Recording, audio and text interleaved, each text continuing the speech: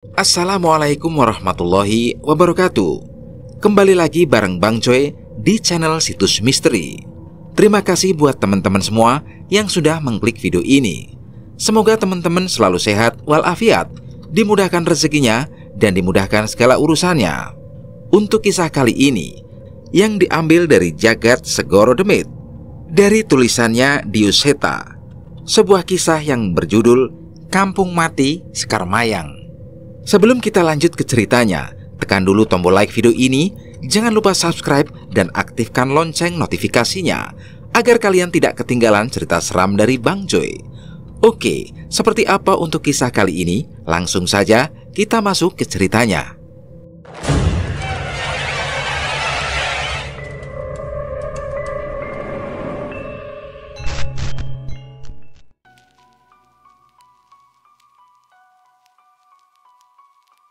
Wong mati ora obah, yen obah medeni bocah. Tetesan gerimis menemani langit yang tengah menjemput sorenya di sebuah pabrik gula yang baru saja beberapa tahun beraktivitas setelah belasan tahun terbengkalai. Seorang karyawan perempuan berdiri tertegun menyaksikan sosok makhluk perempuan kurus kering yang berdiri terbalik di tengah hujan. Ia berjalan dengan tangannya, memainkan tubuhnya sambil menyeringai.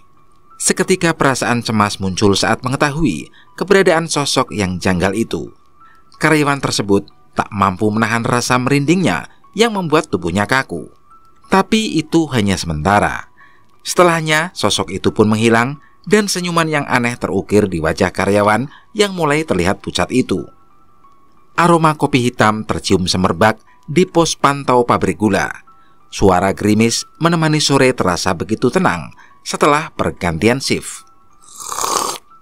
Baru saja Cahyo hendak menikmati kopinya yang baru siap itu, tiba-tiba salah seorang karyawan berlari, tergesa-gesa ke arahnya. Cahyo, Cahyo. Stasiun penggilingan butuh bantuanmu, ucap Agus, salah satu karyawan di tempat mereka bekerja itu. Sek. Sabar Gus. Kopiku baru mateng ini. Ayo cepet, darurat ini, ada kejadian lagi. Tanpa memedulikan perkataan Cahyo, Agus menarik tangan Cahyo yang masih ingin menikmati sorenya selepas menyelesaikan shiftnya itu.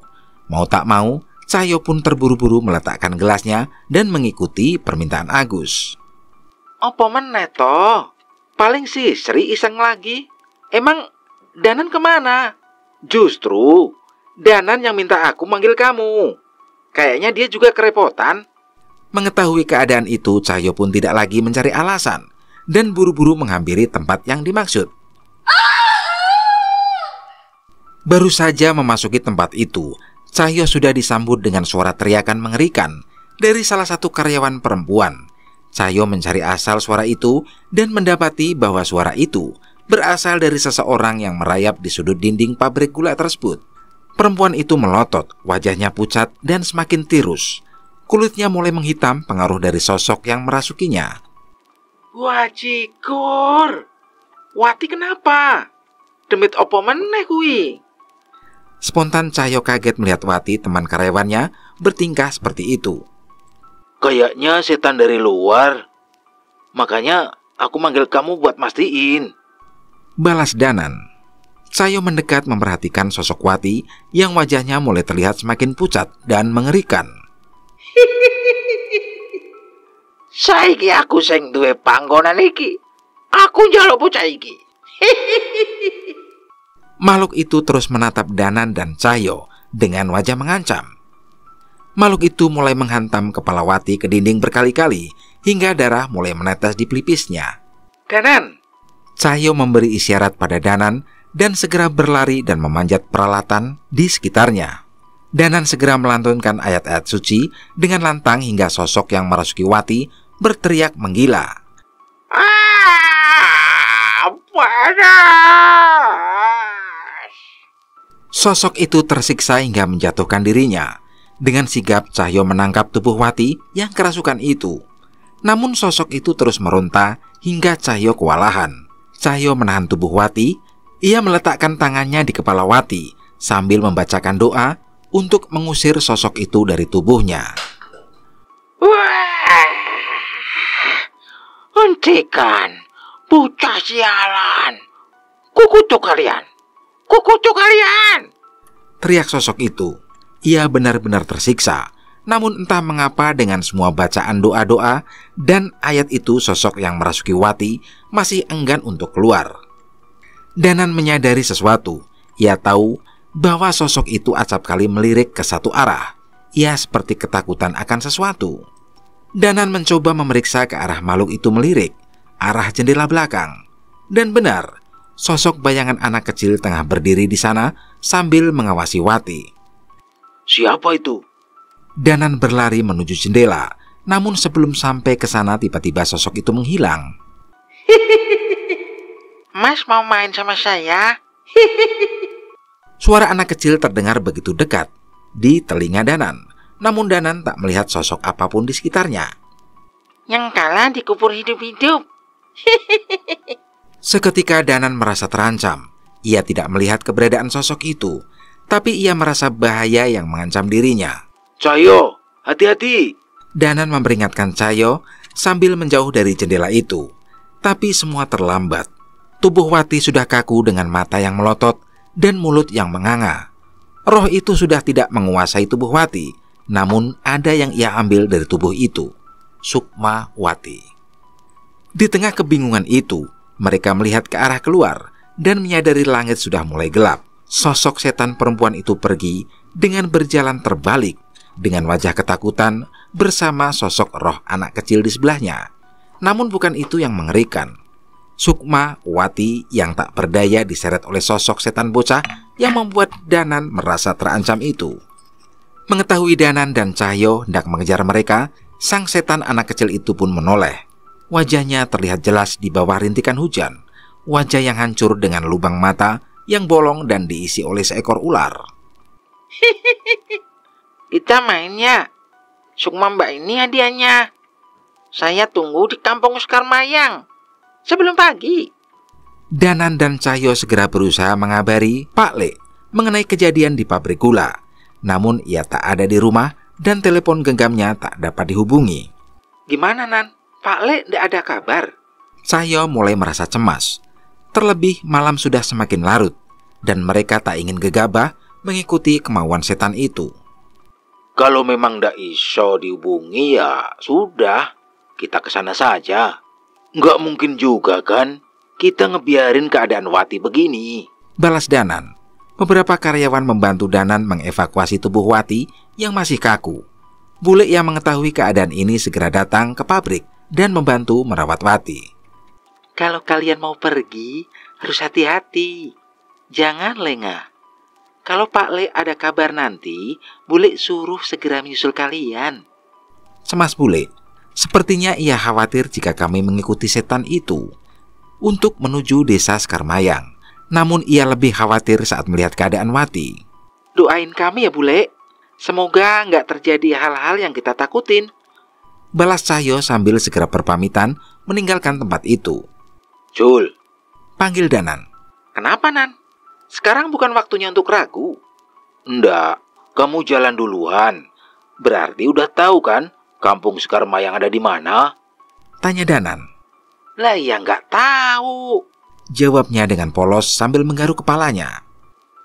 Oh, Bule, tolong doakan saya supaya bisa tahan dengan kelakuan saya ya, Bule. Pamit Danan pada Bule.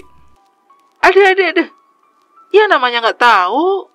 Danan pun menjewer telinga Cahyo dan membawanya ke pos keamanan. Biasanya mereka lebih paham mengenai desa-desa di sekitar sana.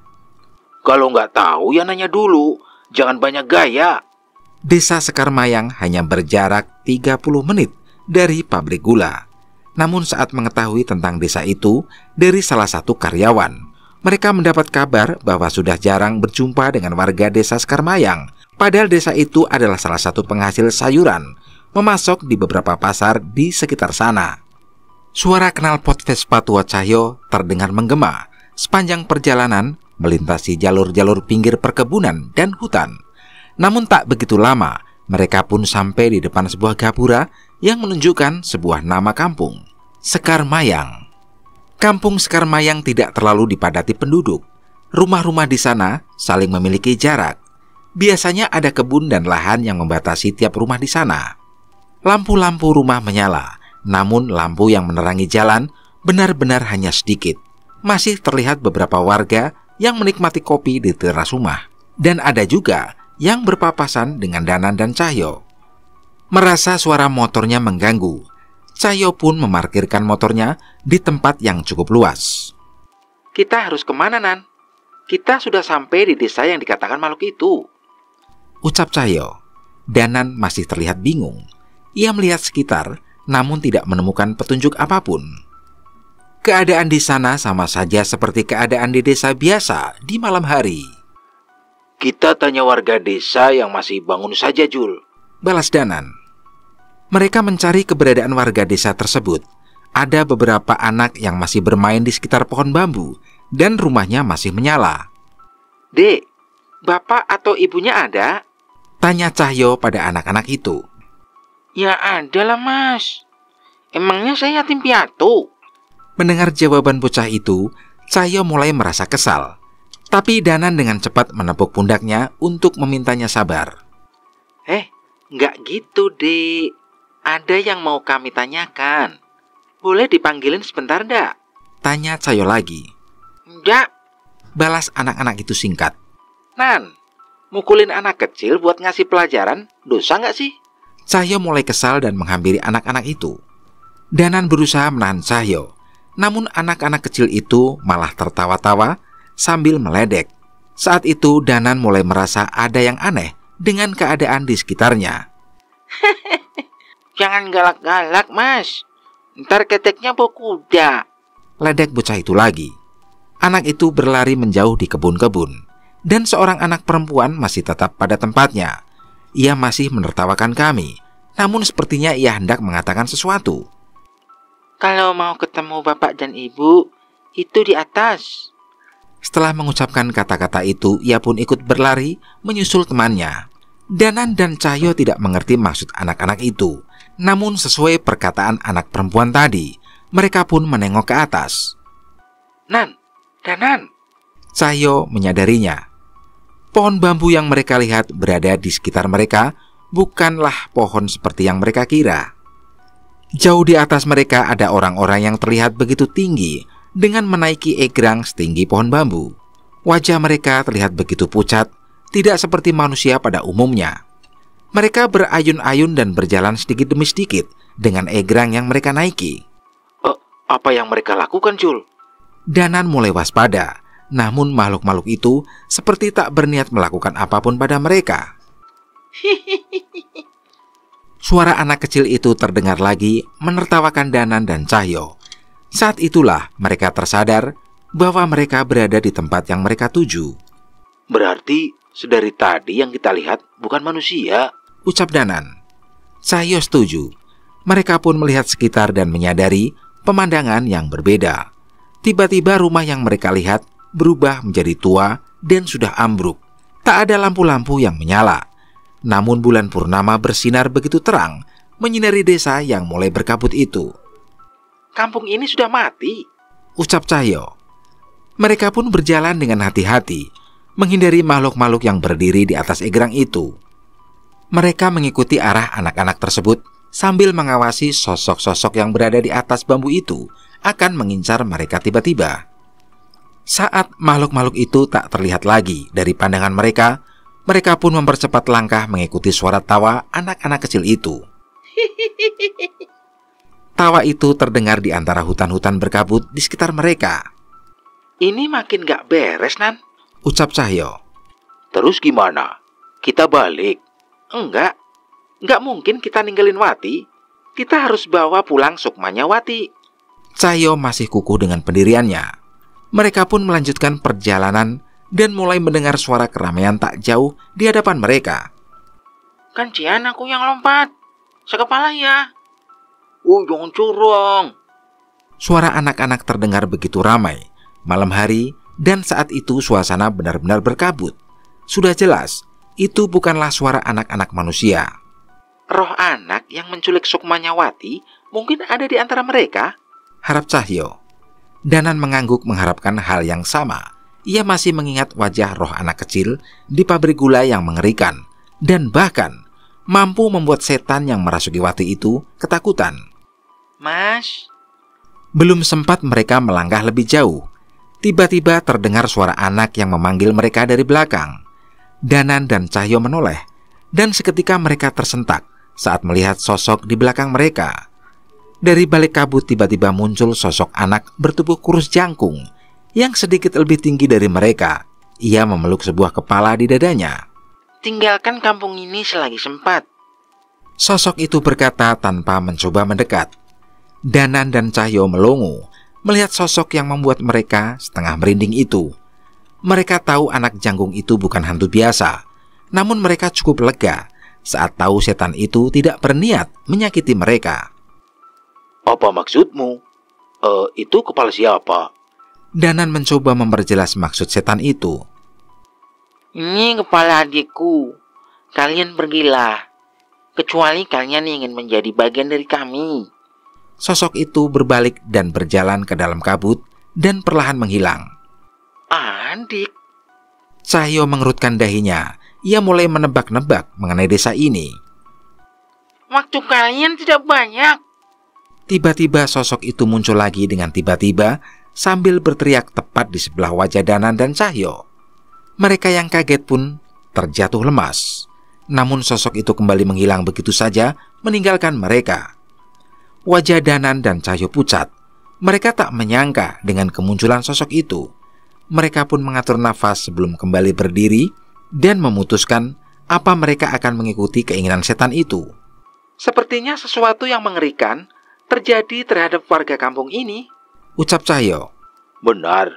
Mungkin mereka bukan bersarang di sini, tapi mungkin saja mereka memang sudah ada di sini semenjak mereka hidup. Danan dan Cahyo mulai bimbang. Mereka memikirkan semua kemungkinan. Kita lanjutkan? Iya, tapi perkataan setan tadi juga jangan sampai kita abaikan. Jangan lengah. Mereka pun kembali melangkah menuju asal suara anak-anak itu. Samar-samar Danan dan Cahyo merasakan bahwa sosok tadi masih berada di sekitar mereka dan mengawasi mereka. Pegangnya kurang tinggi. Kebanyakan gaya kamu. Nanti jatuh. Saat mereka menembus kabut, mereka disambut dengan pemandangan anak-anak kecil yang sedang asik bermain di bawah cahaya bulan dan diselimuti kabut. Sayangnya anak-anak yang mereka lihat semua berwajah pucat dan berpakaian lusuh. Luka borok dan tubuh yang meneteskan darah menghiasi tubuh mereka. Habis leher, sekepala ya. Gimana caranya? Aku nggak punya kepala. Mereka berjalan melintasi anak-anak itu. Walau sering berurusan dengan setan di pabrik gula, tapi pemandangan itu tetap saja membuat mereka terganggu. Terlebih keberadaan mereka berdua mengganggu permainan mereka. Saat mereka melintas, anak-anak itu berhenti bermain dan memandang sepenuhnya ke arah Danan dan Cahyo. Permisi, numpang lewat ya. Anak-anak itu tidak menggubris dan terus memandangi mereka berdua. Namun saat sampai di tengah-tengah mereka, salah satu anak itu mulai berbicara. Mas, ikutan main yuk. Seketika perkataan sederhana itu membuat mereka khawatir. Enggak, Bi. Belum sempat Cahyo menjawab, ia merasa ada sesuatu yang salah. Mereka sadar bahwa jika mereka salah menjawab, sesuatu yang buruk mungkin terjadi pada mereka. Cahyo menyekut Danan. Ia mengharapkan Danan bereaksi atas keadaan itu. Namun Danan pun masih memikirkan hal itu. Kalau kita tolak, mereka bisa marah. Dan mungkin saja kita nggak bisa pergi dari sini. Tapi kalau kita terima, kita nggak tahu keadaan Wati. Bisik Danan. Tatapan makhluk-makhluk itu pun mengikuti mereka berdua. Kami mencari anak-anak seperti kalian yang membawa sukma teman kami. Apa kalian tahu? Danan mencoba mengutarakan maksud mereka berada di sana. Setidaknya pertanyaan mereka mungkin bisa mengalihkan roh anak-anak. Pasti dia juga ikut main. Mereka pun menoleh ke salah satu arah di antara salah satu pohon. Ada satu pohon besar di sana yang tertutup kabut. Saat kabut itu menipis, barulah terlihat sosok orang-orang berwajah pucat, tergantung tak beraturan di pohon itu. Melu dolanan yuk, Mas. Dari salah satu atap rumah, seorang anak memaksa mereka. Danan dan Cahyo benar-benar melihat pemandangan yang gila. Mereka pun sadar bahwa sosok makhluk yang di atas egrang dan yang tergantung di pohon tua itu adalah sukma orang-orang yang bermain bersama mereka. Menyadari hal itu, Danan dan Cahyo mulai membacakan doa-doa dan ayat suci sambil berjalan menjauhi anak-anak tersebut. Seketika saat itu juga wajah mereka berubah menjadi beringas. Setan anak-anak itu terus melotot ke arah Danan dan Cahyo penuh ancaman. Namun mereka seolah tak berani mendekat. Perbuatan mereka membaca doa-doa itu membuat Danan dan Cahyo semakin dianggap sebagai ancaman di tempat itu. Setelah meninggalkan anak-anak tersebut, mereka masih merasakan keberadaan banyak sosok yang berlarian mengikuti mereka dari berbagai sisi. Cepet, Jul. Ini makin gak bener. Mereka berdua pun berlari menjauh. Saat itu, mereka melihat keberadaan setan anak yang membawa kepala tadi di hadapan mereka. Gerak-geriknya terlihat aneh seolah meminta diikuti. Kita ikutin dia? Tanya Cahyo memastikan. Setan itu satu-satunya petunjuk yang kita punya. Belum sempat mereka melangkah lebih jauh, tiba-tiba ada suara yang terdengar di telinga Danan. Danan, pergi. Jangan ke sini. Ada suara teriakan kecil yang terdengar oleh Danan. Ia mengenali suara itu, suara Wati. Shh. Danan meminta Cahyo untuk tetap diam dan suara itu mulai terdengar lagi. Danan, cepat pergi. Jauhi tempat ini. Kamu dengar, Jul? Tanya Danan.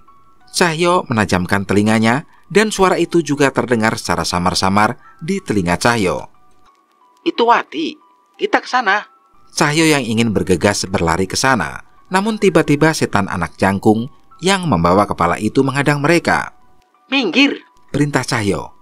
Mengetahui Cahyo tidak akan peduli dengan kemunculannya, setan itu melewati Cahyo dan mendekat ke arah Danan. Seketika tubuh Danan gemetar, tubuhnya terjatuh, dan sebuah penglihatan yang mengerikan terlihat di benaknya. Desa Sekarmayang 3 tahun yang lalu. Suara langkah kaki terdengar dari seorang anak laki-laki yang berlari kebingungan.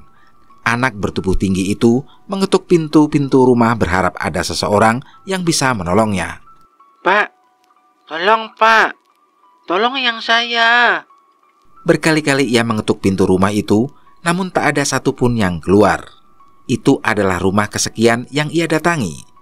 Ia yakin ada seseorang di dalam, terlihat dari lampu yang masih menyala. Pak, tolong. Mata anak itu mulai berkaca-kaca. Ia hampir putus asa mencari pertolongan untuk eyangnya yang terbaring tak berdaya di ranjang. Eyang saya kesakitan, Pak. Tadi kejang-kejang. Saya takut eyang kenapa-kenapa.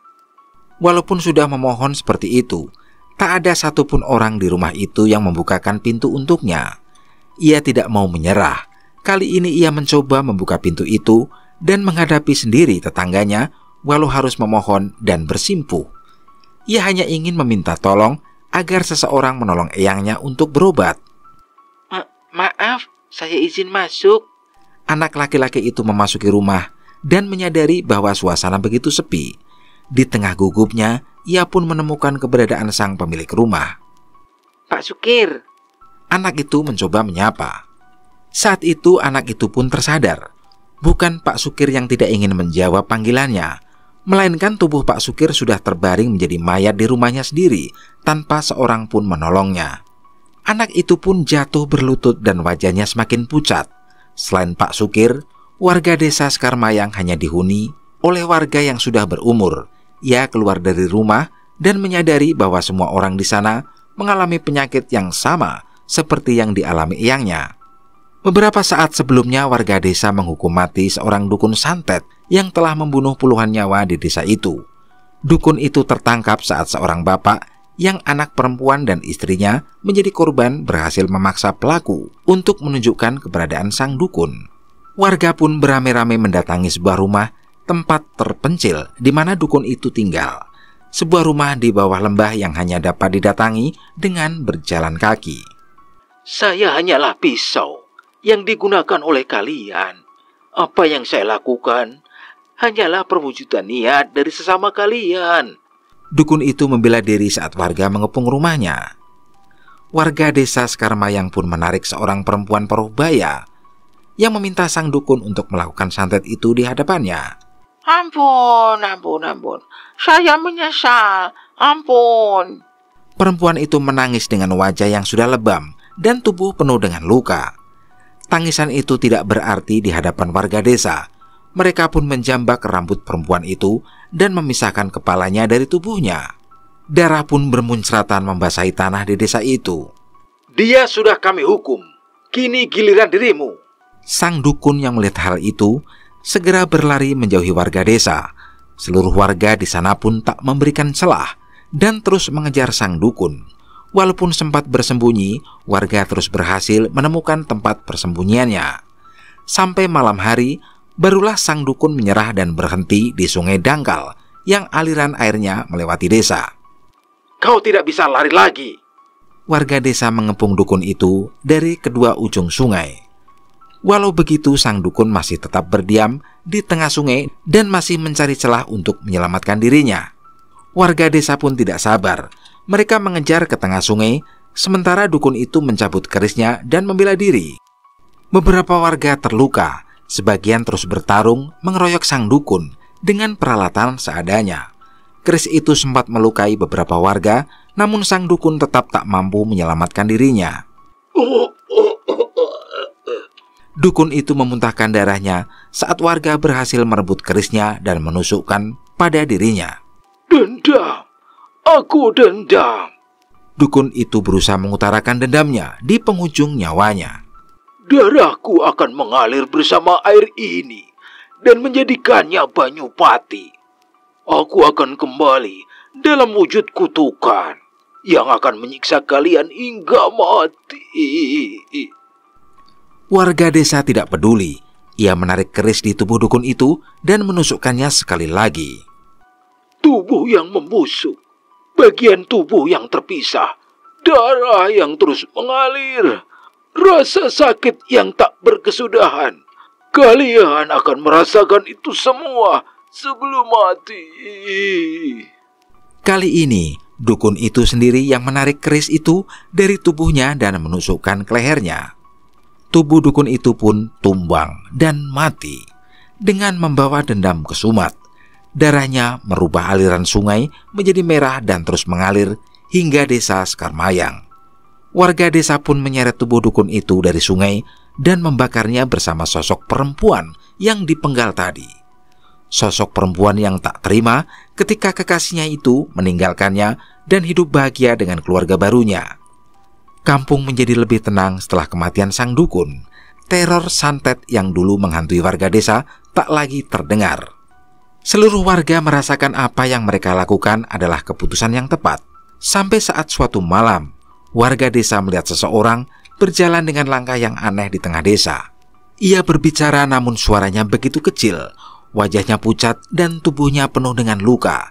Warga yang masih menikmati film di pos ronda melihat sosok itu semakin dekat dan menyadari bahwa tubuhnya berlumuran darah yang mengalir dari matanya. Tolong! Beberapa orang tua dan anak kecil yang sedang menonton televisi di pos pun panik. Mereka berlari menghampiri orang itu yang merupakan salah satu warga desa. Sayangnya warga itu terjatuh dan tak tertolong lagi. Setelahnya tiba-tiba terdengar suara teriakan minta tolong dari orang-orang yang berlarian keluar dari rumah. Penyakit aneh tiba-tiba menjangkit warga desa Sekarmayang. Satu persatu warga desa mengalami penyakit yang membuat tubuh mereka membusuk dan semakin lama semakin menghitam hingga bagian tubuhnya terlepas dari tubuh. Sebagian warga desa mencoba meminta pertolongan dari warga desa lain. Namun saat mengetahui gejala itu, tak ada satupun yang mau menolong. Desa Sekarmayang pun dianggap tengah terjangkit wabah penyakit kusta. Lebih kejam lagi, warga desa lain menutup akses jalan desa Sekarmayang yang sudah sulit itu, hingga mereka tak bisa lagi meninggalkan desanya. Satu persatu warga desa mati karena penyakit aneh tersebut. Ada yang mengatakan itu wabah, ada yang mengatakan itu disebabkan oleh kutukan sang dukun, yang membuat siapapun yang meminum air di desa akan mengalami penyakit yang sama. Anak-anak melihat eyang dan keluarga mereka mati dengan mengerikan lebih dulu. Harapan mereka adalah orang tua mereka yang bekerja di luar kota yang kembali untuk menolong. Sayangnya itu tidak terjadi. Anak-anak itu menghabiskan sisa hidupnya dengan bermain menghibur dirinya untuk menahan rasa lapar dan sakit yang mereka rasakan. Halim, adikmu sudah mati pas main tadi. Ini kepalanya. Ucap seorang anak yang tubuhnya pun sudah membusuk dan mungkin tak mampu bertahan lebih lama lagi. Halim, anak jangkung itu, hanya terus menangis sambil memeluk kepala adiknya yang terpisah setelah tubuhnya membusuk. Ia mati setelah seluruh teman-temannya mati. Setidaknya mereka mati sambil bermain mainan kesukaannya. Air mata Danan menetes tepat setelah mendapatkan kesadarannya kembali. Ia tak mampu menahan kesedihannya dan memukulkan tinjunya ke tanah. Sialan! Teriaknya.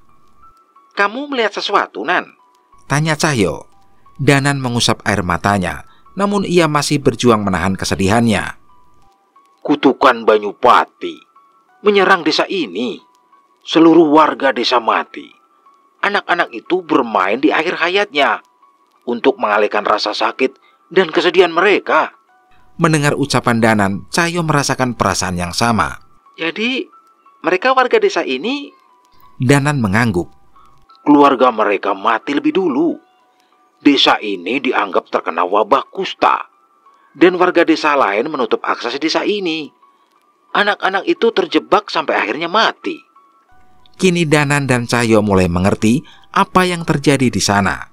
Danan pun menghampiri sosok anak jangkung bernama Halim yang memberikan penglihatan padanya saat itu. Kau ingin pergi lebih dulu? Tanya Danan yang bersiap untuk membacakan doa menenangkan Halim. Aku pergi jika teman-temanku pergi, jawabnya. Aku mengerti. Aku janji mereka akan pergi dengan tenang, balas Danan. Cahyo membacakan rangkaian ayat-ayat suci dan menyentuh kepala adik Halim yang berada di pelukannya. Ada kekuatan dari roh Wanasura yang mengalir ke kepala itu. Tiba-tiba tubuh roh adik Halim kembali dan ia bisa berdiri berdampingan dengan kakaknya. Mas Halim.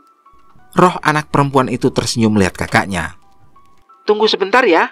Setelah ini kalian akan pergi dengan tenang.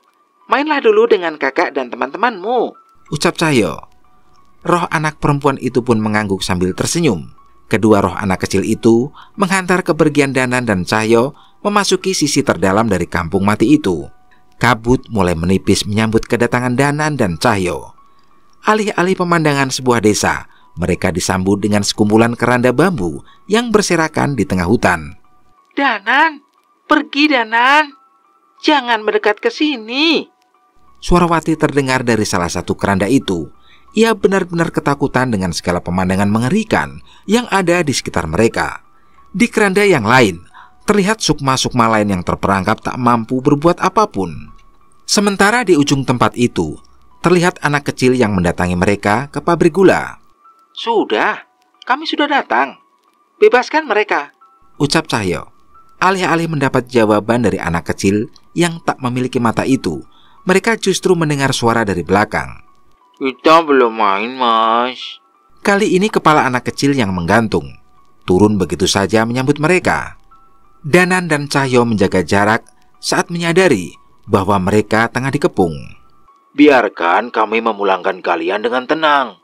Jangan sakiti siapapun, ucap Danan. Kami belum ingin tenang. Kami hanya ingin senang. Tawa anak tanpa mata itu. Malam tak hanya tersisa sejenak. Seandainya mereka gagal, maka sukma orang-orang yang terjebak di desa itu tak dapat lagi kembali ke tubuh mereka saat matahari telah terbit. Apa mau kalian? Tanya Cahyo. Main. Tapi kalian harus membuktikan kalau kalian pantas bermain dengan kami. Hantu anak itu pun berdiri dengan kekuatan hitam yang mengelilingi tubuhnya. Dengan satu acungan tangan, sosok setan perempuan yang meneror pabrik gula sebelumnya muncul. Sayangnya ia tidak sendiri. Ia datang bersama beberapa pocong dan arwah gentayangan. Sial, kita dipermainkan, ucap Cahyo. Danan melihat Wati yang benar-benar pucat. Pemandangan itu pasti terlihat begitu mengerikan di mata seorang arwah dengan hal gaib seperti Wati.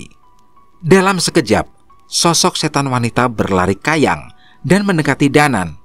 Darah! Darah! Setan itu berteriak dan mencoba menggigit Danan, namun Danan dengan sigap menghindar. Ia menarik sebuah keris dari sukmanya dan mempersiapkan kemungkinan terburuk. Belum sempat bertindak, di sekitar Danan terjatuh tubuh-tubuh yang terbungkus kain kafan.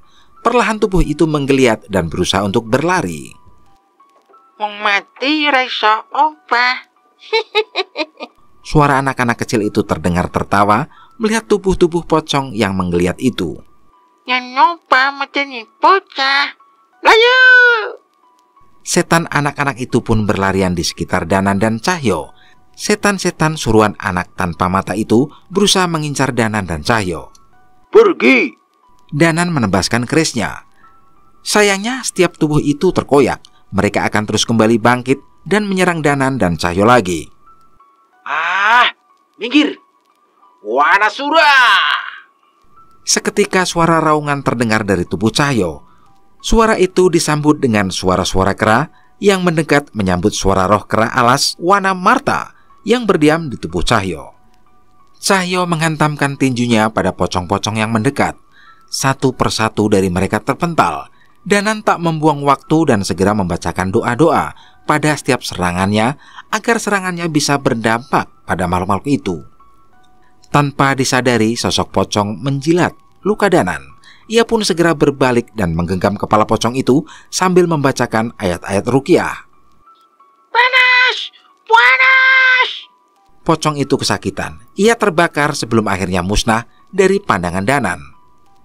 Danan menyadari lukanya menghitam. Air liur pocong itu membuat rasa gatal yang amat sangat di lukanya. Kumpulkan mereka di satu tempat. Perintah Danan sambil membaca doa untuk menutupi lukanya. Cahyo tak menahan diri. Ia mengamuk menghantam makhluk-makhluk yang mendekatinya. Ia tak segan-segan memisahkan kepala setan wanita itu hingga mencabik-cabik pocong-pocong itu. Ia sangat tahu bahwa serangannya hanya mampu mengulur waktu saja sampai setan-setan itu berhasil ditenangkan oleh Danan. Sial, mereka terus berdatangan, teriak Cahyo. Danan terlihat pucat. Lukanya semakin parah. Namun ia terus berusaha untuk tenang sambil membacakan doa-doa yang mampu memusnahkan setan-setan itu. Wanas! Wanas! Suara teriakan setan itu bersaut-sautan dengan suara anak kecil yang terus tertawa sambil berlari dan bermain di antara keranda-keranda itu. Minggir! Sebanyak apa setan-setanmu, bocah sial? Cahyo kesal. Namun ia tidak bisa menganggap remeh setan anak kecil yang mampu memerintahkan begitu banyak setan di desa ini. Wah, sakit! Panas! Hentikan! Teriakan setan-setan itu terus terdengar. Namun tanpa sadar, gelapnya malam mulai memudar. Danan dan Cahyo mulai panik. Sayangnya, tubuh Danan terlalu lemah dan Cahyo mulai kelelahan. Cahyo berteriak sekuat tenaga, menghantam setan terakhir yang menyerangnya. Danan menangkap wajah setan itu dan membacakan doa untuk meruqyahnya. Setan itu kesakitan dan terbakar. Namun saat setan-setan itu pergi, cahaya matahari subuh mulai memasuki desa Sekarmayang. Mereka terlambat. Suara tawa anak-anak itu terdengar. Satu persatu sukma orang-orang yang berada di dalam keranda menghilang dari pandangan mereka.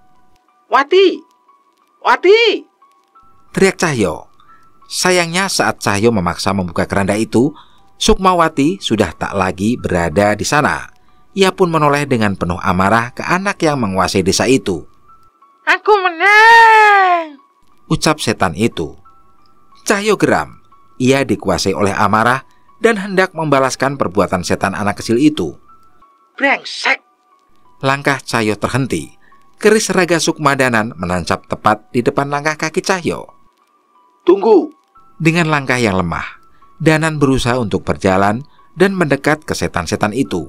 Ia seperti mengetahui sesuatu. Mengapa kau melakukan semua ini? Ucap Danan. Jangan banyak tanya. Anak ini sudah menjadi setan sepenuhnya. Kali ini Danan memukul Cahyo dengan tubuh lemahnya. Diam dulu. Sukmawati sudah kembali. Cahyo bingung. Rupanya saat Sukmawati menghilang, Danan sempat melakukan raga sukma untuk menyelamatkan Sukmawati. Tapi tak ia sangka, saat pagi tiba, seluruh sukma itu kembali ke tubuhnya masing-masing. Ancaman setan itu hanya gertakan semata. Terima kasih ya, Mas, ucap setan itu. Kami hanya ingin bermain untuk terakhir kalinya, ucap sosok anak tanpa mata itu. Saat itu seluruh anak-anak di desa berkumpul di sekitar Danan dan Cahyo, termasuk Halim dan adiknya pun mendatangi mereka. Selama ini aku yang menjaga desa Sekarmayang.